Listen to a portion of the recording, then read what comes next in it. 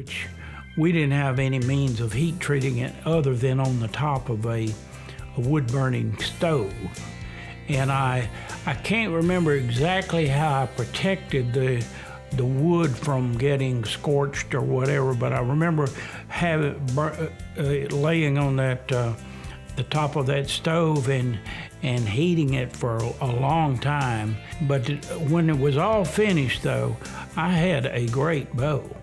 As far as for a 13-year-old kid to build it, and for the way it performed, it was pretty awesome.